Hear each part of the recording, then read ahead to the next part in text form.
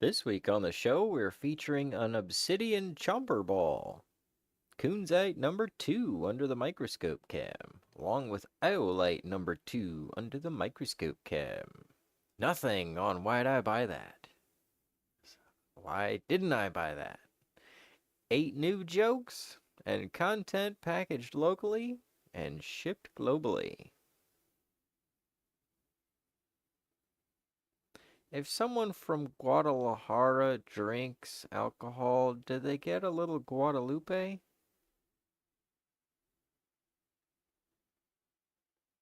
Let's start the show.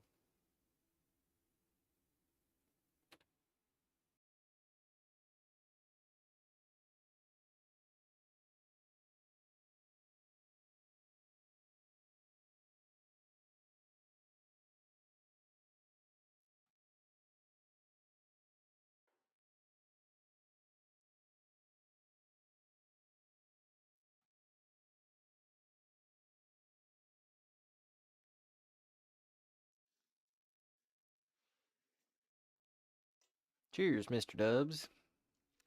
Clinkety clink clink. How you doing today?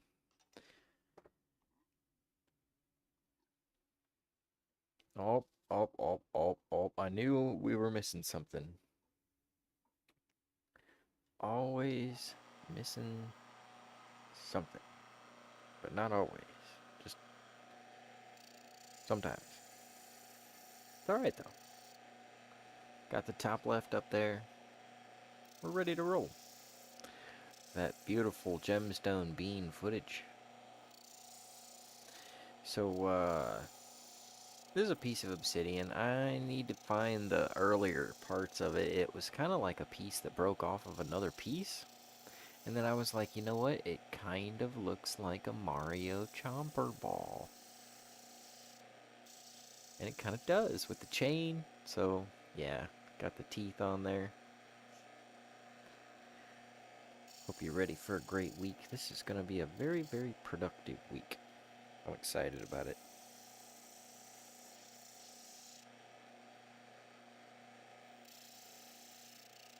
Can't believe the week went by so fast. I just can't seem to get enough done in the week. Balance. When will we reach that level? Did you get your garden planted? Did you get your garden planned?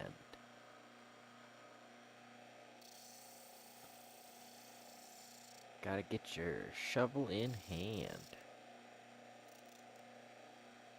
I spruced up some trees, and some of the trees were spruces. Let's get out the microscope cam, shall we? Cheers.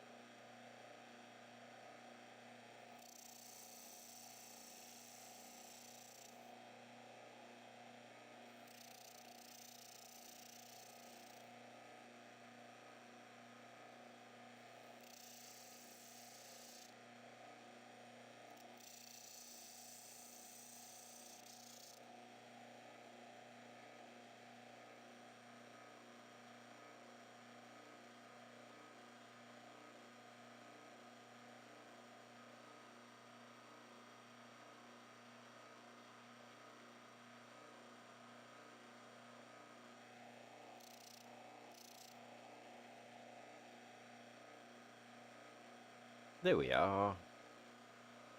Ooh, got some orange peel. Need to polish that top down a little, huh?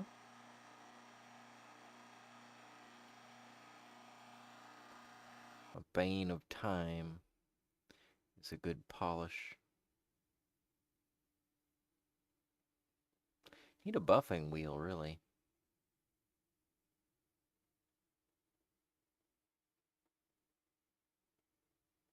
those kind of look like teeth and an open mouth, and I was like, yep, Chomper ball.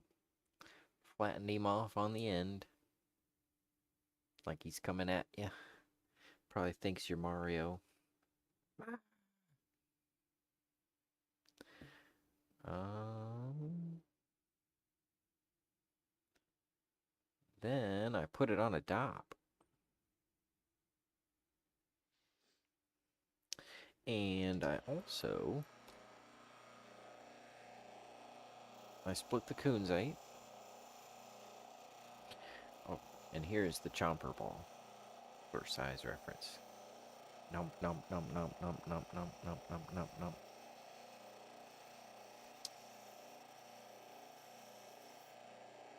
Chomp chomp chomp chomp chomp chomp chomp chomp chomp chomp. And then here's the kunzite, and we split it. And this is the big, solid, chunky area. I pushed it down, and it's pretty hard. I'm happy about that. I mean, it's giving me a little bit of trouble. Let's look at it under the cam. This is what I'm talking about. You go to put a little edge facet on something like this, and then blammo. And so I tried to kind of cut that down, and it didn't really want to cut down too easy. But I was able to actually get it right down to the feather edge there, and it didn't split out a lot deeper. It didn't go chunking off. And look at that color. So sheeny. Just like spodumene. This is a 240 grit. 240 grit grind. That's why it's got all that pitting.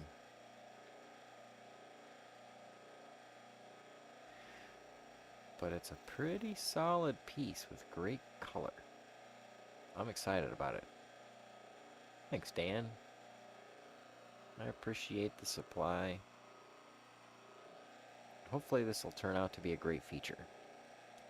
And we got another chunk that came off of it, right? This, I just split off of here. It hasn't been ground down or anything. That is the natural cleave. I just kind of split it with the hammer and the thing deal. Chisel. You can kind of see how this is a different piece from this because of the color difference. Whereas the other piece, it's big, solid chunk. And the iolite. Before we get to the iolite, this is the celestite. I haven't been able to run it on the polish lap yet. This is a 240, dull 240 grit preform of this face. And I really like how this face turned out. It's so smooth. And it didn't flake out. Like back here, yeah, see that? That flaked out. I tried to grind that smooth and it just, big old chunk, floofed out of there. So I'm trying to like figure out a lot of this down here is gonna go. And then maybe like, you know, this line along here is gonna go. And it'll maybe be like a triangle or like a pear drop shape for Amina. I don't know, well I probably actually have to get rid of some of this. And it'll be like a triangle shape there. I mean, kind of small. But it'll be real natural blue celestine.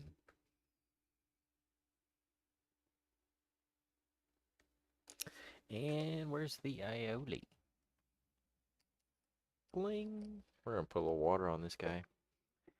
I thought you was the main attraction, Jacob. Oh, Ron, you're the main attraction, man. That's why I like having you here, brother. I do have some pretty good jokes this week. Trisha helped me write some really awesome jokes this week. And there's one of them I'm not gonna deliver. I gotta deliver it next week because ooh, it's like there, but like she did it so well, I can't top it.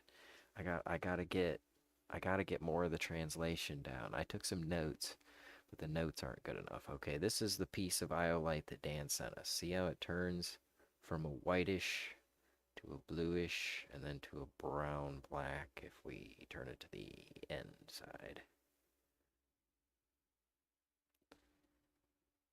And that is the pleochroism inside the iolite. Okay, this is a 240 polish with the water, so it'll help us see down in it. And this is the side to see down in. All right, now notice these lines. These lines aren't to be ignored. They're signs of cracks, but those cracks only go so deep. They don't always mean a problem. They can be polished and they can even be filled.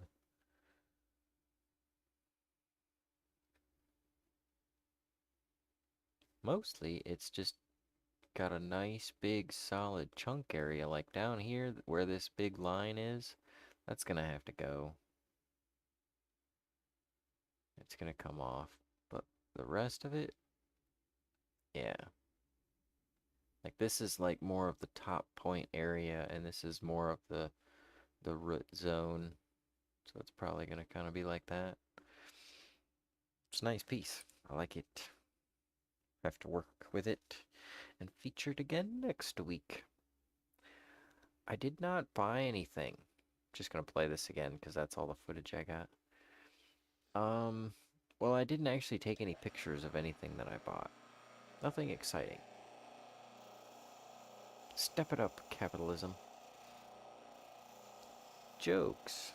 Do I have any going on? We gotta get the chatbot back, huh? Alright, where are we with the jokes?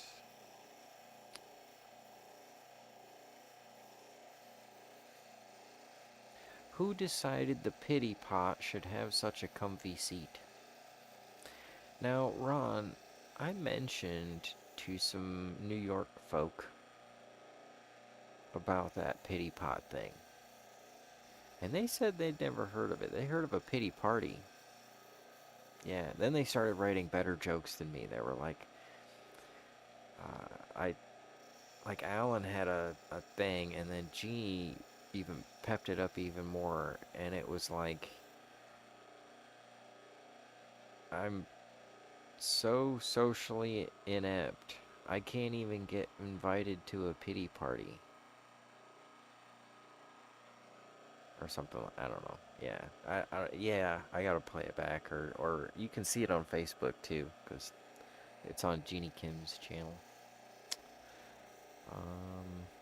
But what was the other one? Ladies, if you have a wall to climb, it might as well be Mount Everest because I'm afraid of heights.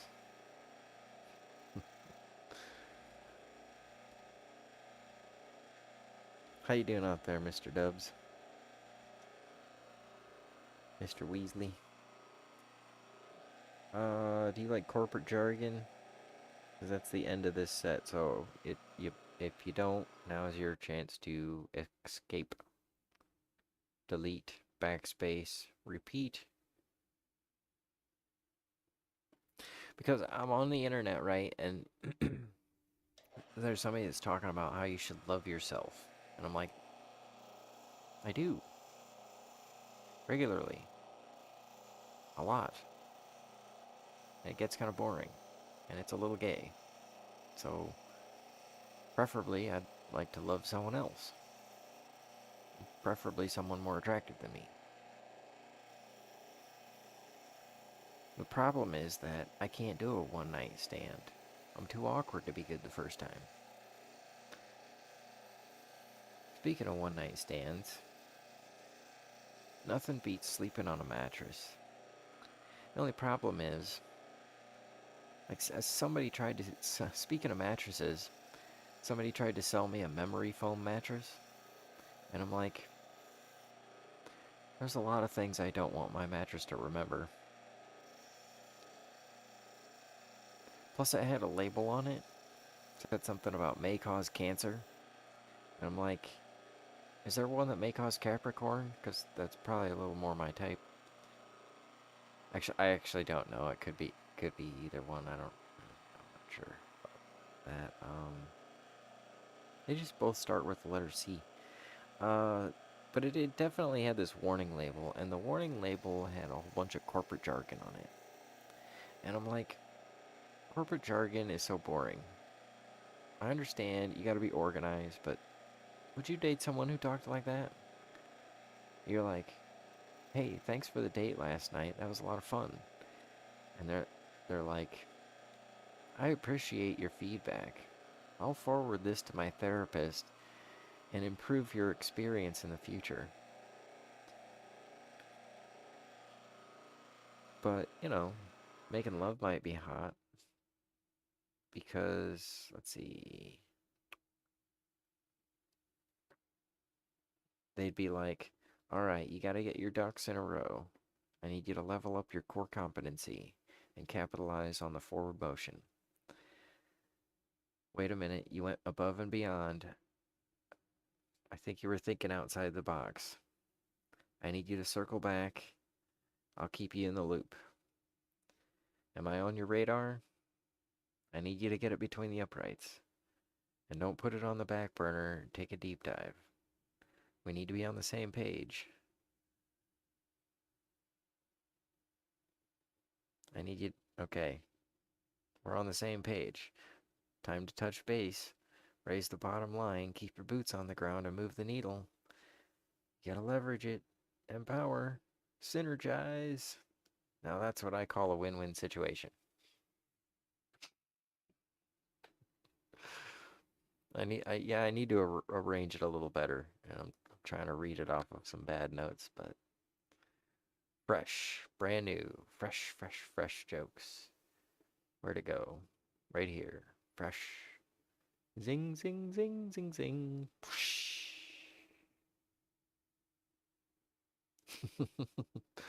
Thanks, Charisse. Thanks, Ron. And thanks all of you Boop. Out there in the YouTube worlds. You're fantastic. Oh, man. Anyone got a, like, slow time down machine? Because I could really use one of those. And then Gray Dude shows up.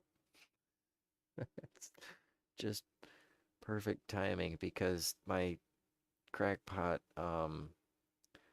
Reynolds Wrap brand foil hat, name brand hat, you got the one, it's if you see someone wearing a foil hat and it says non-stick, you know that they probably got some real good theories.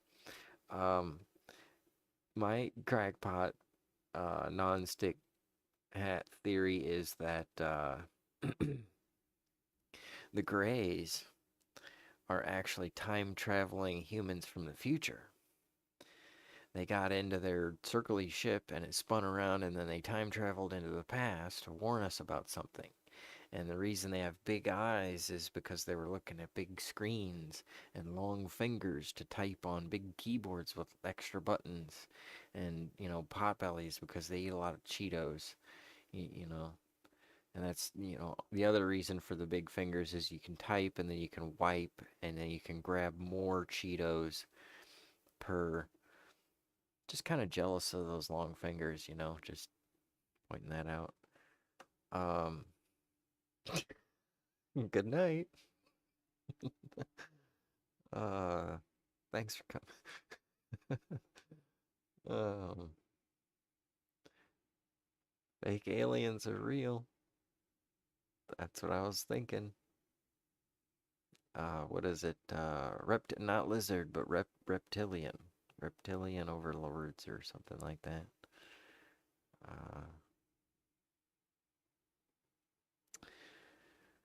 Uh, let's see. Ending card. There we go. Loves you all. Thanks for coming by. Gray dude. Mr. Weasley. Charisse, and all of you fantastic folks. I'm going to wish you a wonderful week, and I'll see you guys next week with more fresh jokes. Hopefully, I'll buy something too.